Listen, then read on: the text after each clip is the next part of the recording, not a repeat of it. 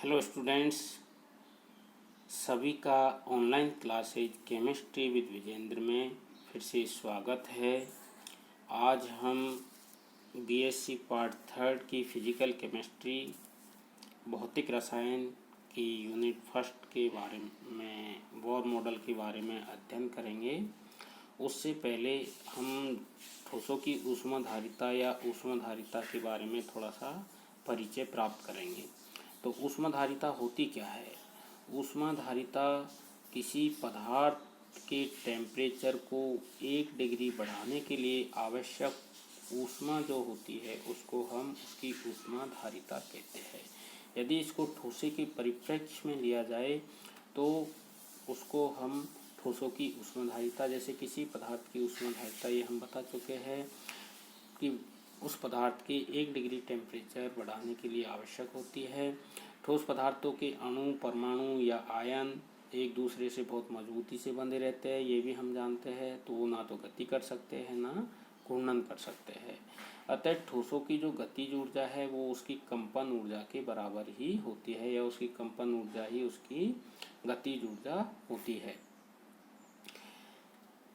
तो जैसे यदि हम यूज करें कि उसका जो एनर्जी है, टोटल एनर्जी है, वो ई स्टैटिक और ई काइनेटिक, मतलब उसकी स्थितिज ऊर्जा और उसकी गतिज ऊर्जा के बराबर होती है, जो कि 3/2 kT प्लस 3/2 kT होती है।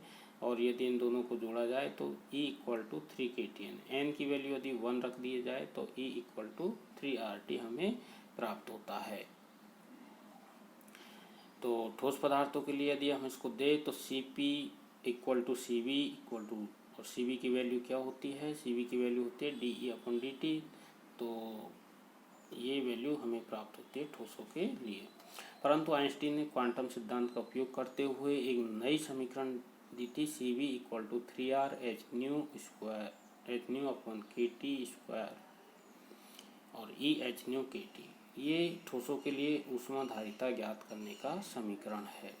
अब हम आते हैं कि बोर मॉडल क्या है। तो बोर मॉडल के लिए बोर ने सन 1913 में, नील्स बोर नाम के साइंटिस्ट हुए थे, उन्होंने कहा था कि परमाणु मॉडल जो रदरफोर्ड के द्वारा दिया गया था उसमें कुछ सुधार करके और उसका एक संशोधित और विस्तृत रूप प्रस्तुत किया और कहा कि जो परमाणु के जो केंद्रीय भाग होता है उस केंद्रीय भाग में एक छोटा धनात्मक आवेश वाला नाभिक होता है और इसके चारों ओर वृत्ताकार कक्षकों में इलेक्ट्रॉन्स चक्कर लगाते हैं। जैसा कि तुम्हें ये फोटो में दिखाई दे रहा है, ये छोटा सा जो है ये क्या है? ये इसका नाभिक है और इसके चारों ओर ये वृत्ताकार जो ऑर्बिटल्स बने हुए हैं इनमें इलेक्ट्रॉन्स चक्कर लगाते रहते हैं। यहाँ पर जो इलेक्ट्रॉन्स होते हैं ये या तो ऊर्जा उत्सर्जन होता है या उनका अवशोषण होता है। तो ये क्या करते हैं? इलेक्ट्रॉन का या तो ऊर्जा का उत्सर्जन होता है या उसका अवशोषण। तो ये ऊर्जा का अवशोषण या उत्सर्जन सतत नहीं होकर के कैसे होता है? असतत होता है, जिसको हम फोटोन कहते हैं, जिसकी वैल्यू E = hν के बराबर होती है। अब इसके कुछ बोर के अभिग्रहित के रूप है, जैसे इलेक्ट्रॉन नाभिक के चारों ओर एक निश्चित स्थायी वृत्ताकार कक्षकों में चक्कर लगाता है। चक्कर लगाने के दौरान विद्युत चुम्बकीय विकिरणों के कारण उसकी ऊर्जा का ह्रास नहीं होता है। इन कक्षों को क्या कहा जाता है? कक्षक कहा जाता है। मतलब कक्षक क्या है? इलेक्ट्रॉन के पाए जाने की प्रायिकता। हम कक्षक किसे कहेंगे? हम कक्षक कहेंगे जहाँ पर इलेक्ट्रॉन्स के पाए जाने की प्रायिकता अधिक होती है, वो उसका ऑर्बिटल्स कहलाता है। इलेक्ट्रॉन नाभिक के चारों ओर केवल उन्हीं कक्षकों में चक्कर लगाता है जिनमें उनका कोणीय संवेग क्या होगा? h/2π के पूर्ण गुणज होगा। मतलब उसका जो कोणीय संवेग होता है mvr, ये किसका पूर्ण गुणज होगा? h/2π। मतलब mvr = nh/2π, जहाँ पर n की वैल्यू 1, 2, 3 इस तरह से हमें प्राप्त होती है। परमाणु के विभिन्न ऊर्जा स्तर होते हैं जो कि क्वांटीकृत होते हैं। अतः ऊर्जा का अवशोषण अथवा उत्सर्जन ऊर्जा की निश्चित मात्रा के क्वांटम की इकाई, हम ये पढ़ चुके हैं कि ऊर्जा का अवशोषण या उत्सर्जन कैसे होगा? एक निश्चित क्वांटा या फोटोन के रूप में प्राप्त होता है, जिसकी वैल्यू हमने delta E equal to H nu होता है, और न्यू की वैल्यू को हम पढ़ चुके हैं, nu equal to C by lambda. अब इस वैल्यू को हम यहाँ समीकरण इसमें रखते हैं तो हमें प्राप्त होता है delta E equal to H C by lambda. स्थायी वृत्ताकार कक्षकों में भी ऊर्जा निश्चित होती है तथा नाभिक से ऊर्जा स्तर की दूरी बढ़ने पर ऊर्जा की मात्रा बढ़ती है और अनंत पर जाकर उसकी मान क्या हो जाता है, शून्य हो जाता है। यदि परमाणु को ऊर्जा दी जाती है तो उससे परमाणु उत्तेजित हो जाता है, ठीक है, और अर्थात इलेक्ट्रॉन निश्चित ऊर्जा का अवशोषण करके ही निम्न ऊर्जा स्तर से कहाँ जाता है, उच्च ऊर्जा स्तर में जाता है। और वो उस अवस्था में क्या होता है, स्थायी हो जाता है।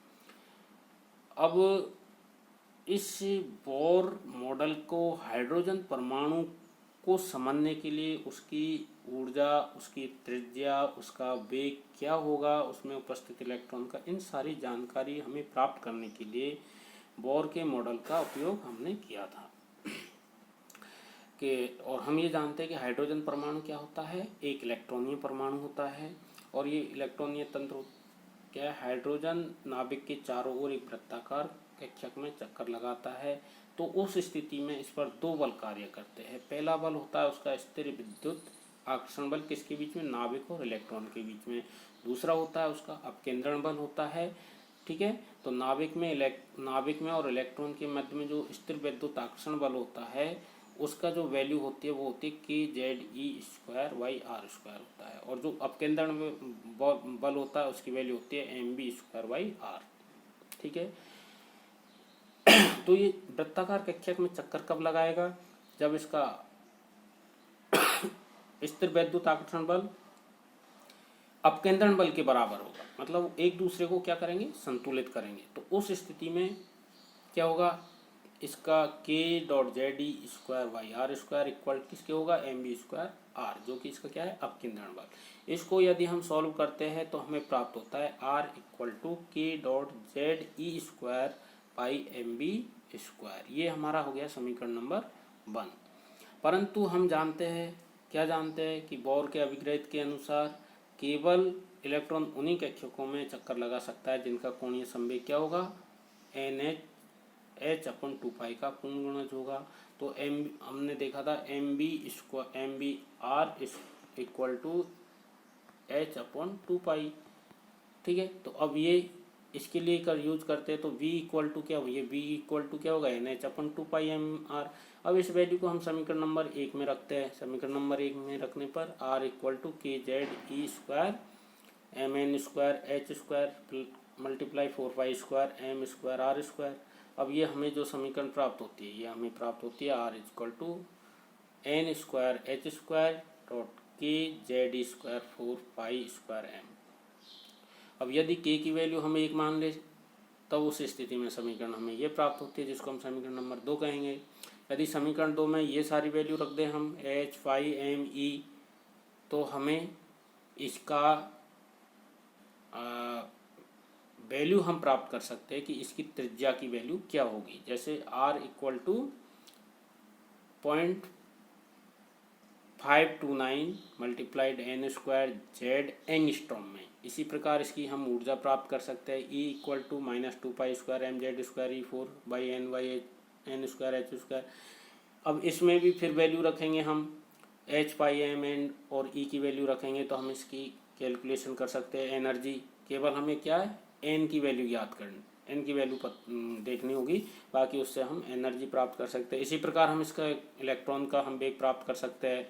ये इलेक्ट्रॉन के वेग के लिए फॉर्मूला होता है v equal 2 pi square Z by N H, और यहाँ इन सारी वैल्यू रखेंगे h पाई और e की। उस स्थिति में v equal to 2.186 multiply 10⁸ multiply Z by N centimetre per second, क्योंकि वेग की जो यूनिट्स होती है सेंटीमीटर पर सेकेंड होती है।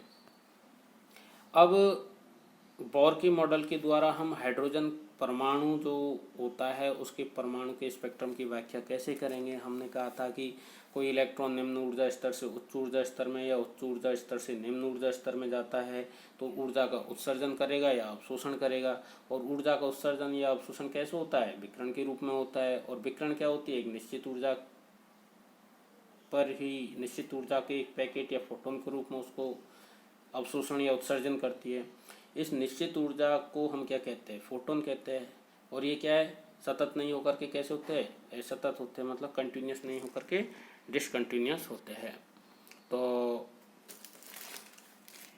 बोर्ड ने इसके स्पेक्ट्रम को समझाने के लिए इलेक्ट्रॉन्स के लिए एक ऊर्जा स्तर से दूसरा ऊर्जा स्तर में किस तरह से उत्सर्जन होता है इसको समझाने के लिए एक श्रेणी दी थी, जिसको हम कहते हैं बामर श्रेणी, लाइमन श्रेणी, पाश्चन श्रेणी, ब्रैकेट, फुंड।